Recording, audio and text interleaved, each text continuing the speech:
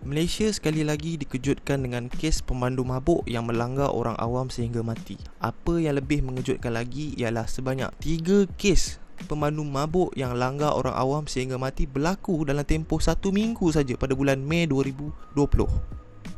Pada 25 Mei, mangsa pertama, Irwan Herman bin Kamarudin, 41 tahun, maut selepas kenderaan yang dipandunya dirempuh seorang peraih ikan yang memandu secara melawan arus dalam keadaan mabuk. Kejadian berlaku pada 9.20 malam. Mangsa meninggalkan balu dan 2 orang anak perempuan.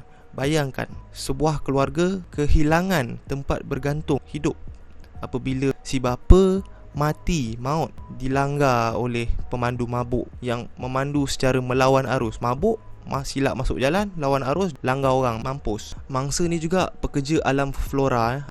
Pada 29 Mei pula, pembonceng motosikal berumur 42 tahun maut di tempat kejadian, manakala pemandunya pula cedera parah dan kini kritikal. Pemandu mabuk berkenaan merupakan pelajar IPTS berusia 22 tahun yang berada di bawah pengaruh alkohol. Kena langgar, naik motor 2 orang. Seorang meninggal dunia, lagi seorang pula sekarang ni tengah kritikal. Itu kalau hidup akan ada kecacatan seumur hidup. Macam mana nak cari makan? Yang mati tu pula umur 42. Kat sini dekat dalam laporan berita ni dia tidak mendedahkan lah siapa mangsa tersebut, tapi tak tahulah dia ada family ke apa. Tapi kalau ada family, sudah pastinya hilang punca pendapatan keluarga tersebut. Yang bapa, yang si anak pula hilang tempat nak berkasih sayang, kehilangan bapa.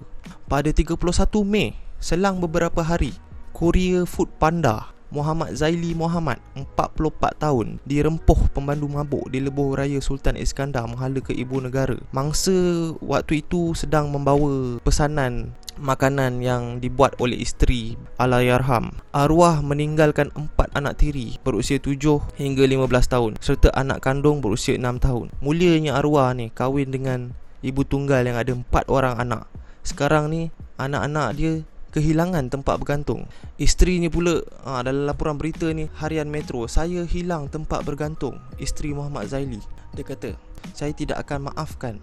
Nyawa tidak boleh diganti dengan wang. Saya kini betul-betul hilang arah. Zahlawati Zahlan, 47, tinggalkan 4 orang anak tiri dengan seorang anak kandung umur 6 tahun. Dia keluar untuk menghantar makanan di rumah rakannya di Pantai Dalam pada jam 9.30. Pada kira-kira jam 1.30, si Balu ni cuba hubungi arwah sebanyak 5 kali namun tak jawab. Namun panggilan ke-6 dijawab orang awam yang memaklumkan suaminya terlibat kemalangan. Tak perlu-perlunya hati seorang isteri, call tak angkat, tiba-tiba angkat, orang bagi tahu suami kau kemalangan.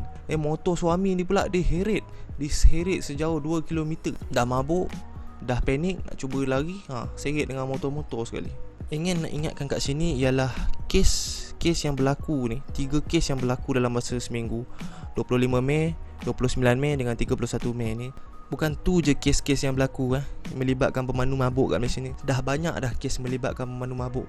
Pada awal bulan Mei, seorang anggota polis, Korporal Safwan Muhammad Ismail, 31, dilanggar sebuah pacuan 4 roda yang dipandu lelaki mabuk di Kajang. Kejadian berlaku jam 2 pagi. Meninggal jam 2 pagi akibat parah di kepala dan badan akibat dihempap kenderaan tersebut. Kena hempap baik dengan pacuan 4 roda tu. Macam mana boleh kena hempap? Ini confirm bawa macam sial punya. Nak mabuk? Bayangkan mak bapak terima panggilan pukul 2 pagi. Anak dah meninggal waktu bertugas. Pada 16 Jun 2019, pemandu mabuk rempuh penjual kuih. Mabuk dadah. Penjual kuih maut manakala suaminya parah dirempuh.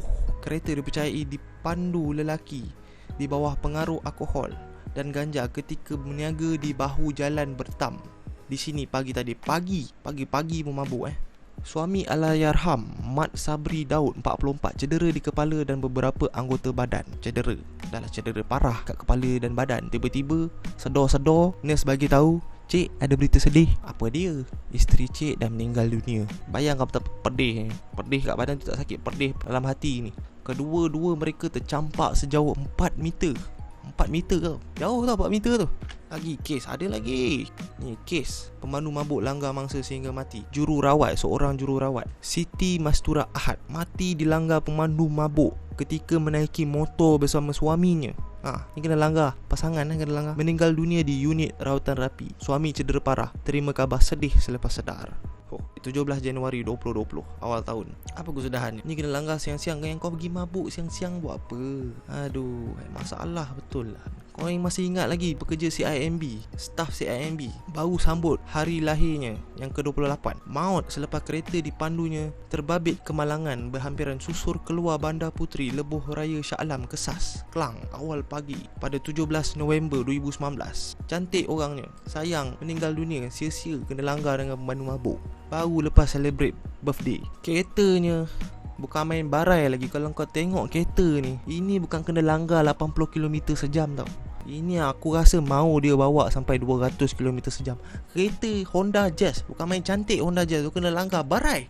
Ini bukan ni je kes yang berlaku. Banyak kes Banyak lagi kes Kes langgar mati ni yang berlaku sepanjang tahun 2019 hingga tahun 2020. Kat Penang, 11 Februari 2020, pemandu mabuk langgar 2 orang sampai mati. 2 orang kena langgar naik motor. Seorang wanita dipercayai mabuk di kilometer 13 Lebuh Raya Lingkaran Butterworth jam 2.30. Juru teknik Muhammad Syaiful Hilmi Rusidi dan pembonceng Muhammad Amin Najmi Azman. Mangsa kedua-duanya mati di tempat kejadian, cedera parah di kepala. 9 Februari, suami maut, isteri cedera parah dilanggar pemandu mabuk. Seorang pekerja kilang maut manakala isterinya cedera parah selepas motor dinaiki dilanggar dari belakang oleh sebuah kenderaan yang dipandu lelaki dipercayai mabuk. Kat Penang juga. Orang Penang ni gila. Ini 28 Januari 2020, pemandu mabuk langgar 11 kereta kat Kelang. Dah mabuk langgar 11 kereta. Mabuk tak sedar diri, tak sedarkan diri, sebab tu boleh langgar sampai 11 kereta. Bila kau dah mabuk, orang tak pernah mabuk dia tak tahu. Tapi mabuk ni tak sedar diri. Kau tak tahu apa yang berlaku kat keliling kau. Kau bangun-bangun kadang-kadang kau kat rumah orang sebelah pun boleh. Ini kan bawa kereta. Ni 5 April 2020, 2 bulan koma, akhirnya Zurainda pergi. Ni kes pemandu mabuk rempuh kereta polis jam 4.10 pagi pada 16 Februari 2020. Ni hancur gerai burger dirempuh pemandu mabuk. Sempat peluk anak 5 tahun. Jarak kereta hanya sejengkal. Tak dapat bayangkan kalau dilanggar. Kedai burger ni walaupun kau tak langgar orang tu, kau langgar kedai dia, habis dia punya punca pendapatan dia. Ni pemandu mabuk langgar kereta yang dipandu anggota keluarga, anggota bomba bersama keluarganya. Ini tak masuk berita.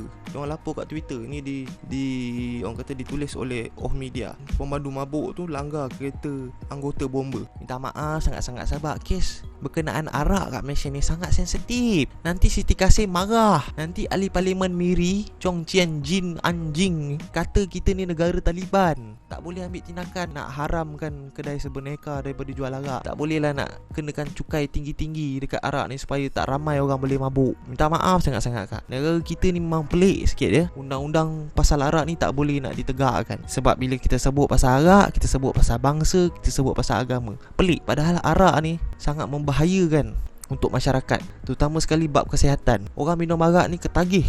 Malaysia ni negara 10 tertinggi penggunaan arak. Bayangkan negara kononnya negara Islam, tapi negara Islam ni 10 tertinggi minum arak. Kes orang ketagih minum arak pun 4 daripada 10 rakyat Malaysia yang minum arak ketagih minum arak. Itu statistik. Secara realitinya aku rasa lebih daripada 4 orang. Arak ni dah macam dah ketagih minum. Kepala melayang kadang-kadang release tension. Kau release tension, kau release sekali nyawa orang kau langgar otak kau. Aku rasa sebab utama orang kes berkaitan arak ni susah nak diambil tindakan bila NGO, aktivis cuba frame isu ni sebagai isu agama, isu kaum. Padahal isu ni lebih daripada tu. Bukan agama je halang. Masyarakat, aku rasa masyarakat Malaysia ni faham arak ni bahaya. Dah sampai masanya kita ambil tindakan. Kes yang 25 Mei dengan kes yang terbaru yang diseret sampai 2 km ni, pelakunya dah didakwa. Tapi kes-kes lain belum lagi. Tapi takut bila orang macam Siti Kasim tu bising. Orang macam Siti Kasim bising, Malaysia kini bising. Nanti akhbar antarabangsa daripada UK, daripada US akan cakap Malaysia ni negara Taliban, makin ekstrim. Jadi kau jadi takut. Grow some balls man. Tu je aku nak cakap. Balonnya rakyat akan sentiasa ada kat belakang. Kalau suka video ni, jangan lupa like, jangan lupa subscribe. Like, jangan dislike Like, share kat member keluarga, bagi ada kesedaran sikit. Terima kasih. Assalamualaikum.